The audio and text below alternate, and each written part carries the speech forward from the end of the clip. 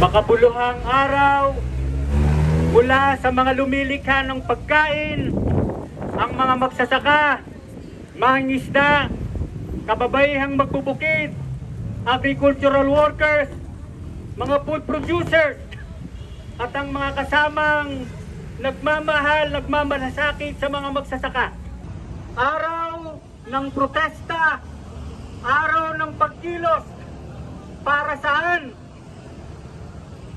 Dama po natin ang init ng araw